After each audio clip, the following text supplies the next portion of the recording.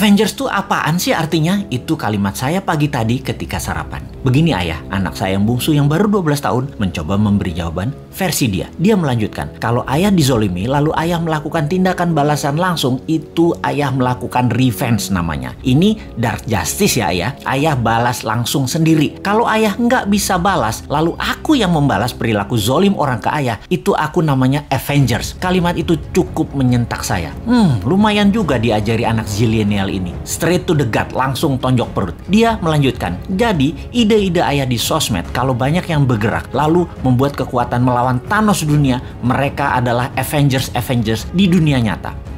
Asli ketonjok 2 kali ulu hati saya. Saya mantuk-mantuk berimajinasi sehingga berlanjut ke tindakan saya menginformasikan kepada sahabat semua. Jadi, melihat keadaan dunia saat ini yang dikuasai medical Thanos, harus kita menjadi Avengers terhadap kejahatan mereka. India misalnya punya obat non-Thanos yang mereka produksi sendiri. Hanya $40 atau 500 ribu rupiahan selesai masalah positif COVID dari diri seseorang dengan tingkat kesuksesan 98%.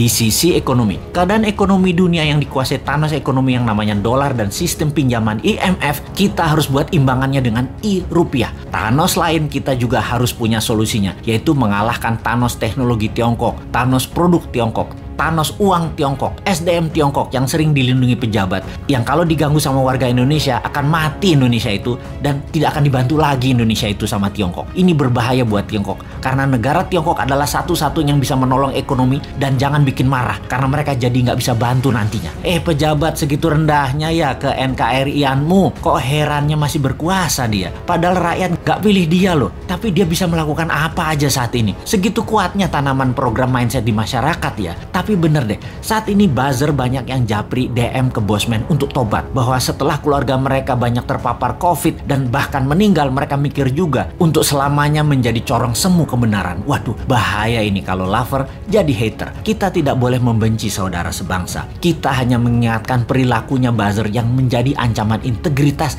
dengan produknya membenci sesama anak bangsa. Kita harus sudahi. Para buzzer, tobat. Andalah pemecah belah kesatuan NKRI. Juga mereka di sekeliling pejabat di istana yang parnoan karena tidak ingin sisi lain anak bangsa dapat porsi, menjadi pembisik pejabat dengan memberikan informasi untuk membenci kelompok yang menjual agama. Dan ini adalah generalisir yang berbahaya. Pendekatan solusi tersering dengan kekerasan itu juga harus disudahi. Ini bisa semakin meruncing perbedaan dan ini menunjukkan ketidaknegarawanan pejabat serba bisa itu. Karena apa-apa dia yang ditugaskan untuk menyelesaikan harusnya dirangkul. Harusnya anak itu kalau salah jangan dimarahi atau dihukum, tetapi dirangkul. Pak Harto sukses selama 32 tahun itu tidak anti pemuda angkatan 6667, tidak anti angkatan 72, 73, 74. Semua dirangkulnya, bahkan dijadikan menterinya. Pak Harto lupa aja mengadopsi angkatan 96, 97, 98. Ambiar dia jadinya. Merangkul dan memberikan jabatan sesuai kompetensi membuat siapapun yang tadinya berbeda diberi kesempatan. Kalau berhasil, pejabatnya dapat nama. Kalau gagal, yang atas nggak dapat celah, tapi yang rusak adalah yang tidak kompeten tadi. Jadi gak ada ruginya sebenarnya kalau pejabat sekarang cerdas bernegaranya. Kalau pejabatnya sempit atau memang tak berilmu luas, ya pasti goncang bernegaranya. Masih belum nyadar juga ya wahai para pejabat ini. Ubahlah segera, reshuffle kabinet dengan mengganti 50% orang baru